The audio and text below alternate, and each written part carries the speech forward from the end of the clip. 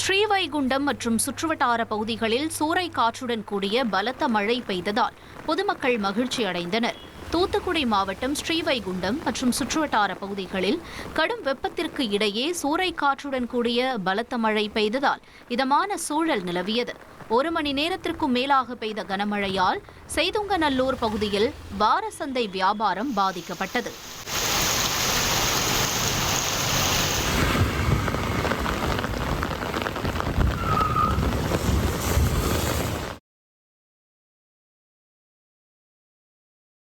வேலூர் மாவட்ட ஆட்சியர் அலுவலகத்திற்கு மெயிலில் வெடிகுண்டு மிரட்டல் வந்ததால் பரபரப்பு ஏற்பட்டது.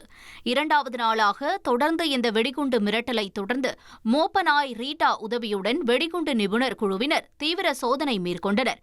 புரளி என தெரியவந்த நிலையில் சத்துவாச்சாரி போலீசார் விசாரணை நடத்தி வருகின்றனர். சங்கரன்கோவில் சித்திரை திருவிழா தேரோட்டத்தில் ஆயிரக்கணக்கான பக்தர்கள் பங்கேற்று தேரை வடம் பிடித்து இழுத்தனர். தென்காசி மாவட்டம் சங்கரன்கோவில் சங்கர நாராயணார் கோமதி அம்பாள் கோயில் சித்திரை திருவிழாவில் தேரோட்டம் வெகு விமரிசையாக நடைபெற்றது. அலங்கரிக்கப்பட்ட தனித்தனி தேர்களில் சங்கர நாராயணர் கோமதி அம்பாள் எழுந்தருளிய நிலையில் ஆயிரக்கணக்கான பக்தர்கள் வடம் பிடித்து தேரை இழுத்தனர். விழாவையொட்டி 500க்கும் மேற்பட்ட போலீசார் மற்றும் தீயணைப்பு படையினர் பாதுகாப்பு பணியில் ஈடுபட்டனர்.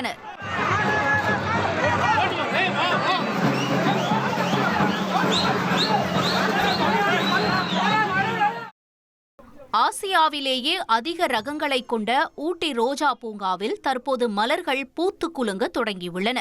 பூங்காவில் உள்ள 40,000 செடிகளில் பாரம்பரிய ரகங்கள் கிரிப்பர் மற்றும் பாலியன்டா வகை ரோஜாக்கள் கண்ணை கவரும் வகையில் மலர்ந்துள்ளதால் சுற்றுலா பயணிகள் ஆர்வத்துடன் செல்ஃபி எடுத்து மகிழ்ந்து வருகின்றனர்.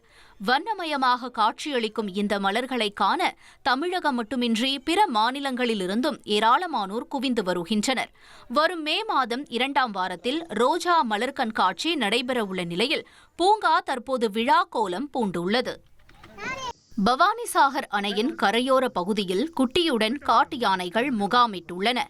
வனப்பகுதியில் நிலவும் வறட்சி காரணமாக பவானிசாகர் அணை பகுதிக்கு உணவு தேடி யானைகள் படையெடுத்து வருகின்றன.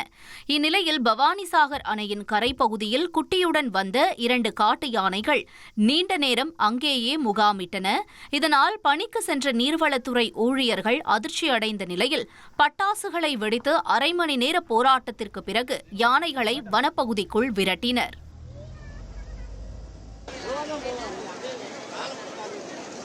மதுரை சித்திரை திருவிழா தேரோட்டத்தில் பக்தர்களின் தாகத்தை தீர்க்கும் வகையில் மதுரையின் பல்வேறு நற்பணி அமைப்புகள் சார்பாக மினி லாரிகள் மூலம் குடிநீர் வழங்கப்பட்டன. கோலாகலமாக நடைபெற்ற மதுரை மீனாட்சி அம்மன் கோவில் சித்திரை திருவிழா தேரோட்டத்தில் லட்சக்கணக்கான பக்தர்கள் தேரை வடம் பிடித்து இழுத்தனர். இந்நிலையில் பக்தர்களுக்கு குடிநீர் வழங்கிய சமூக ஆர்வலர்களின் செயல் வரவேற்பை பெற்றது.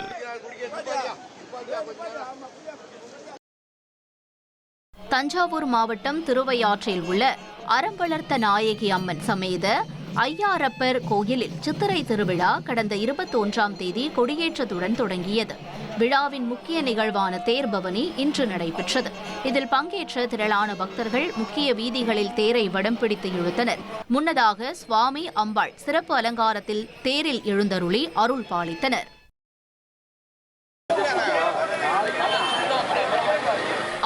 ஆண்டுகள் பழமையான கண்ணபுரம் மாட்டு சந்தை வியாபாரம் களை கட்ட தொடங்கியுள்ளது.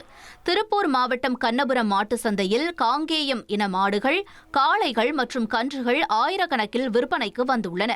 தேர்தல் காரணமாக தாமதமாக தொடங்கிய இந்த ஆண்டு சந்தையில் தமிழகம் மட்டுமின்றி அண்டை மாநிலங்களிலிருந்தும் விவசாயிகள், வியாபாரிகள் திரளாக பங்கேற்று வருகின்றனர். சந்தை இன்னும் சில நாட்கள் நீடிக்க உள்ளதால் வரத்து மேலும் அதிகரிக்கும் என்று எதிர்பார்க்கப்படுகிறது.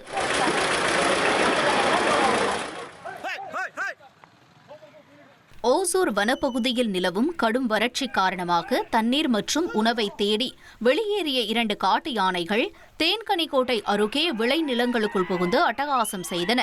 பாலத்தொட்டனப்பள்ளி கிராமத்தில் உள்ள மாந்தோப்பில் புகுந்த யானைகள் அங்கிருந்த மரங்களை சேதப்படுத்திய நிலையில் பொதுமக்கள் அவற்றை சத்தமிட்டு விரட்டினர்.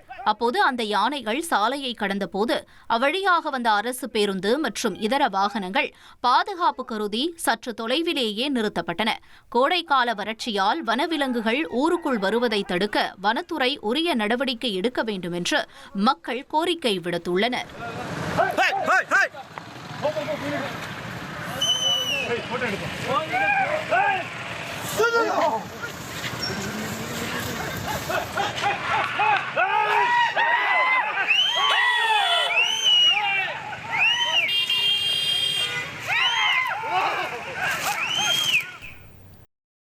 கடலூரில் வெள்ளரிக்கு நல்ல விலை கிடைப்பதால் விவசாயிகள் மகிழ்ச்சியடைந்துள்ளனர். கடலூர் மாவட்டம் புவனகிரியில் விவசாயிகள் தீவிர வெள்ளரிக்காய் சாகுபடி மேற்கொண்ட நிலையில் தற்போது அறுவடையில் நல்ல விளைச்சல் கிடைத்துள்ளது. வெள்ளரிக்காய்கள் நல்ல விலைக்கு விற்பனையாகி வருவதால் எந்த ஆண்டும் இல்லாத அளவிற்கு இந்த ஆண்டு வெள்ளரி விவசாயிகள் மகிழ்ச்சியடைந்துள்ளனர்.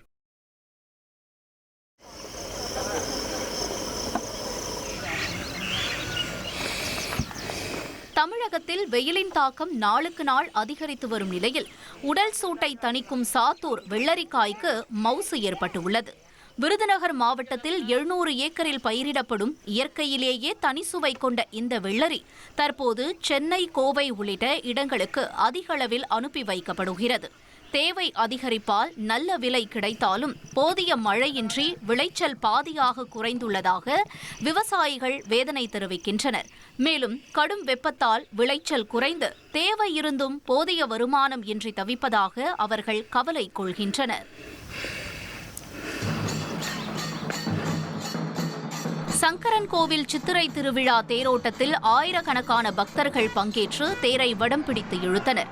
தென்காசி மாவட்டம் சங்கரன் கோவில் சங்கர நாராயணார் கோமதி அம்பாள் கோயில் சித்திரை திருவிழாவில் தேரோட்டம் வெகு விமரிசையாக நடைபெற்றது. அலங்கரிக்கப்பட்ட தனித்தனி தேர்களில் சங்கர நாராயணர், கோமதி அம்பாள் எழுந்தருளிய நிலையில் ஆயிரக்கணக்கான பக்தர்கள் வடம் பிடித்து தேரை இழுத்தனர். விழாவையொட்டி 500க்கும் மேற்பட்ட போலீசார் மற்றும் தீயணைப்பு படையினர் பாதுகாப்பு பணியில் ஈடுபட்டனர்.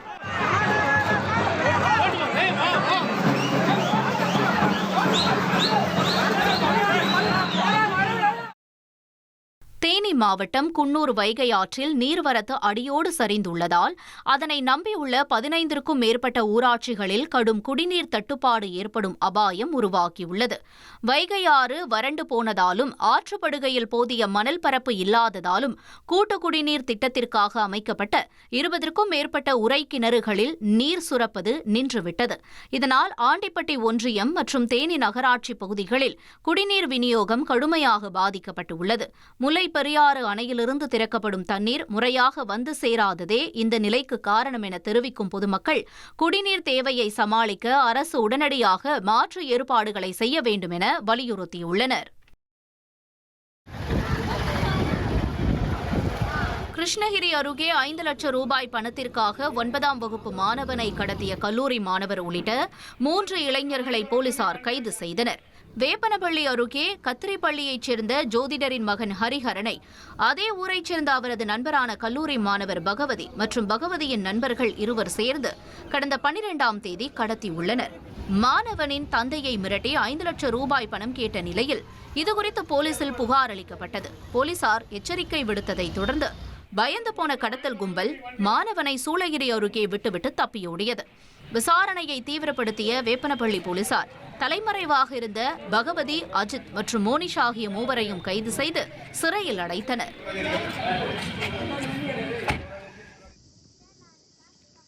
பவானிசாகர் அணையின் கரையோர பகுதியில் குட்டியுடன் காட்டு யானைகள் முகாமிட்டுள்ளன. வனப்பகுதியில் நிலவும் வறட்சி காரணமாக பவானிசாகர் அணை பகுதிக்கு உணவு தேடி யானைகள் படையெடுத்து வருகின்றன.